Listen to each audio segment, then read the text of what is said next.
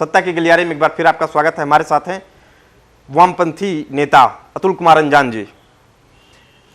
भ्रष्टाचार का मामला हो, चाहे महंगाई की बात हो, आम जनता अन्ना हजारे और स्वामी रामदेव की ओर देखती है। नेताओं से आम आदमी की ऊब को किस तरीके से लेते हैं? ऊब को मानते हैं या जनता का भरोसा उठ गया मानते हैं? न नेताओं से लोग ऊबे हैं, न जनता से का विश्वास समाप्त हो गया है। लेकिन ये सच है कि लंबे दौर से जो भ्रष्टाचार की कहानी हमारे देश में चल रही है, लोग गुस्से में हैं। 2G स्पेक्ट्रम हो जाता है, 1,76,000 करोड़ लुट जाता है, बताया जाता है, प्रधानमंत्री चुप है, कहते नहीं सब ठीक है, ये राजा बिल्कुल साफ है, कोई बेईमानी उन्होंने नहीं की।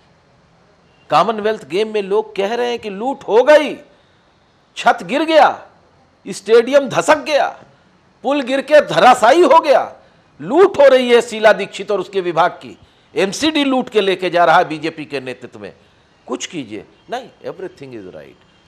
ये वैसा ही बात है जैसे भारत सरकार का सरकारी मीडिया कहता है, रेडियो कहता है, टेलीविज़न कहता है, कहीं कुछ अगर दंगा फसाद हो जाता है तो कहता है कि स्थिति तनावग्रस्त है मगर नियंत्रण में है। तो वही स्थिति यहाँ है। मनमोहन सिंह जी ने कहा कि साख बचाने की कवायद थी मात्र। क्या साख? उस समय चुप रहना केवल देश की साख बचाने की कवायद। हाँ, देश साख बचाने की कवायद थी। एक बहुत बड़े देश को बराबर चुनाव में क्या होना चाहिए उसकी सुझाव देने वाले बड़े भारी एक थे, वो हमको बताया करते थे।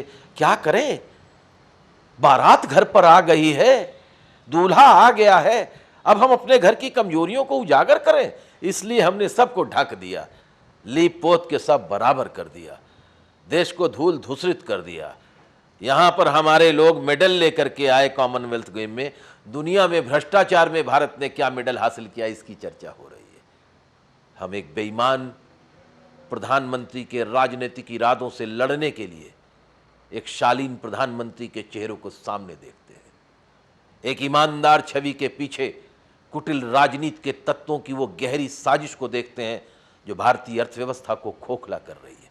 आज़ादी के बाद इन 65 वर्षों के अंदर मूंदड़ा कांड से लेकर के जीप कांड, दिलकेश्वर राम कांड से लेकर के धर्म तेजा कांड, नागरवाला कांड से लेकर के केडी मालवीय प्रकरण, ताबूत कांड से लेकर जैन हवाला केस तक, और वहाँ से लेकर 2G स्पेक्ट्रम से राष्ट्रकुल खेलों की लूट और कारगिल के शहीदों के नाम पर आदर्श घोटाले तक, और कांडला के बंदरगाह पर 2 लाख करोड़ की लूट का किस्से हम सुन रहे हैं।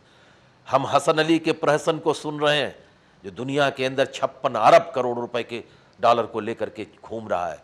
हम देख रहे हैं इस देश के अंदर काली दौलत, इस देश के अंदर 70,000 करोड़ रुपए के जाली कोट स्टैंप छाप करके तेलगी भ्रष्ट अधिकारियों ने, भ्रष्ट अधिकारी, भ्रष्ट नेता और कांग्रेसी नेता और शिवसेना के नेताओं ने मिलकर के 70,000 करोड़ रुपए के जाली स्टाम्प, कोट स्टाम्प इस देश के अंदर तेलगी के द्वारा चला दिए और देश की संसद और सरकार खामोश रही।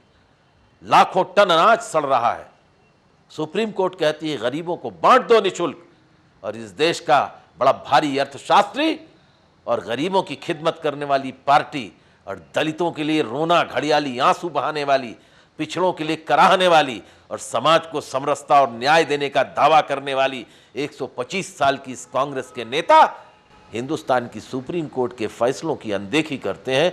इससे बड़ी शर्म की बात और क्या हो सकती है। इसलिए वो सवाल हैं जिनसे लोग गुस्सा होकर के अपने प्रतिरोध को व्यक्त करने के लिए वो निकल पड़े। जब अन्ना हजारे निकले, हम भी उस आंदोलन में बाहर आगे आगे थे। किसने सवाल उठाए? हम ही ने उठाए। हमारे द्वारा चलाई गई ये अलग को एक व्यक्ति ने उठाया। सवाल इसका नहीं है, सवाल ईमानदारी का है, सवाल उस कोढ़ को दूर करने का है। आज़ादी की लड़ाई में हम भी शामिल थे। आज़ादी की लड़ाई में भगत सिंह और सुखदेव और अशफाक उल्लाह खां के मानने और चाहने वाले भी थे, लाल बाल पाल भी थे, और नेताजी सुभाष चंद्र बोस के भी लोग थे। सब लोग मिलके थे, और लाला लाजपत राय और गोपाल कृष्ण गोखले भी थे। गरम दल के लोग भी थे और नरम दल के लोग थे, लेकिन सबने मिलकर गांधी को नेता मान लिया कि चलो भाई लड़ाई आप लड़ो, लेकिन विचारधाराओं का साथ साथ सहमेल होगा। अन्ना हजारे ने अगर लड़ाई की शुरुआत की और उसको लेकर चले तो गलत क्या किया? भारतीय कम्युनिस्ट पार्टी ने, भारतीय वामपंथ ने उनका समर्थन किया। हम ही थे जो सबसे पहले उनकी गिरफ्तारी का विरोध हमने किया। संसद में 9 दलों का समर्थन लेकर हम खड़े हुए। भारतीय जनता पार्टी तो जिस दिन उनका 27 को उनका अनशन टूटा है, 25 को उनका समर्थन है। जब लोग घेरने गए थे नौजवान आडवाणी जी के घर पर, आडवाणी जी ने क्या कहा, सारे देश ने टेलीविजन में देखा। तो नानुकुर करने से तो कुछ होगा नहीं। चलो, सत्य की लड़ाई, बहती गंगा में हाथ धो लो, फिसल गए तो हर गंगे। चलिए, लेकिन किस हिसाब से महंगाई के खिलाफ, भ्रष्टाचार के खिलाफ लड़ोगे भाई? अगर तेलगी का मामला है और अगर ए राजा का मामला है, अगर कनिमोजी का चेहरा दिखाई पड़ता है, अगर कांग्रेस संसदीय दल का सचिव, कांग्रेस का महासचिव अगर सुरेश कलमाडी जेल में है, तो येदियुरप्पा भी जेल के पैमाने पर खड़ा है। भारतीय जनता पार्टी का कर्नाटक का मुख्यमंत्री, उसने भी लूट रखी है। तो ये 2 तरह के चेहरे नहीं होंगे, है? सभी दागी हैं। हाँ, सभी दागी नहीं है, ये दागी नहीं है। चोर को चोर कहना ही पड़ेगा। चोर को तुम चोर, पियो तो पुण्य और हम पिए तो पाप, ये नहीं चलेगा। बिल्कुल सही बात है। आप इसी विचारधारा को आप उत्तर प्रदेश में 1 साल से कम का समय रह गया विधानसभा चुनाव में, उत्तर प्रदेश में इस विचारधारा को, सच्चाई की लड़ाई के लिए कैसे तैयार कर रहे हैं अपने दल को आप? प्रसून जी, ये सवाल ऐसा है, अभी सब भ्रष्टाचार के खिलाफ लड़ने की बात कर रहे हैं। मैं 1973-74 में मैंने एक बात कही थी, बहुत सोच कर कही थी। अब सब पार्टी के लोग उसी को दोहराते, बड़े बड़े नेता दोहराते हैं। और 1974 में मैंने स्वतंत्र भारत में इस पर पहला आर्टिकल लिखा था। उससे पहले मैंने कहा सब लोग चाहते हैं कि परिवर्तन हो, सब लोग चाहते हैं क्रांतिकारी पैदा हो जो भ्रष्टाचार समाप्त कर दें, महंगाई समाप्त कर दें, लूट खसोट समाप्त कर दें। मुझे याद आ रही है एक कहानी जो मेरे जीवन की सच की कहानी है। जब मैं लखनऊ विश्वविद्यालय छात्र संघ का अध्यक्ष था, एक दिन मैं विधानसभा के सामने खड़ा होकर के बस का इंतज़ार कर रहा था, सरकारी बस का। बसें आती थी, चली जाती थी, 5 बजे का समय था, खाली रहती थी, रुकती नहीं थी। मेरे बगल में एक बुजुर्गवार कह रहे थे कि देखिए बसें खाली हैं, ड्राइवर कंडक्टर रोकते नहीं। अब इस देश में क्रांति होनी चाहिए, भगत सिंह पैदा होने चाहिए, बिना क्रांति के देश बदलेगा नहीं। कुछ दिनों बाद प्रदेश की सरकार ने फीस बढ़ा दी, 22 रुपये फीस बढ़ा दी। मैंने उसके खिलाफ प्रदेश भर में आंदोलन चलाया। एक दिन मेरा एक दोस्त था, वो कहने लगा चलिए भाई साहब मेरे घर चलिए। जब मैं घर गया, उसके घर के पास बाहर बैठा तो कुर्सी पर बैठा हुआ, तो अंदर जैसे वो घुसा मेरा दोस्त, अंदर से आवाज़ आने लगी कि तुम इतनी देर तक क्यों लौट रहे हो, यूनिवर्सिटी तो बंद चल रही है। उसने कहा मैं विश्वविद्यालय में गया था, आंदोलन चल रहा है, उसी में मैं शामिल था। कहे फीस, उस अंदर एक बुजुर्ग की आवाज़ आई, फीस मैं देता हूँ कि तुम देते हो, तुम्हें क्या मतलब है इससे? खैर बातचीत बढ़ रही थी, उसी बीच में उसकी बहन बीच में बोल पड़ी। तो उसने बताया कि मेरे छात्र संघ के अध्यक्ष अतुल कुमार अंजान बाहर बैठे हुए हैं, चाय बना के दीजिए। शिष्टाचार के बस वो व्यक्ति मुझसे, बुजुर्गवार मुझसे बाहर मिलने आए, मेरे मित्र के पिताजी। जब मैंने उनको देखा तो मुझे लगा कि मैंने इनको पहले कहीं देखा है। एकदम से याद आई कि ये तो उस दिन हमको बस स्टैंड पर मिले थे और कह रहे थे बस नहीं रुकने पे कि क्रांति होनी चाहिए, भगत सिंह पैदा होने चाहिए।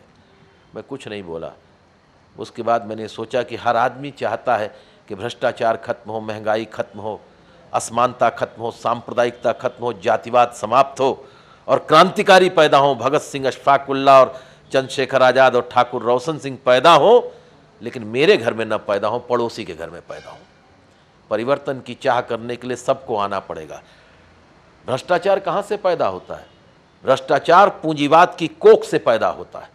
अगर पूंजीवाद की कोख पर लात मारने की तमन्ना नहीं है और तो आकाश में भ्रष्टाचार से लड़ाई जो है लड़ते रहोगे, भ्रष्टाचार नहीं मिटा पाओ। हमारी आदत है कि हम मसीहा ढूंढते हैं। मसीहों से तब्दीलियां नहीं होती और न नेताओं से तब्दीलियां होती हैं।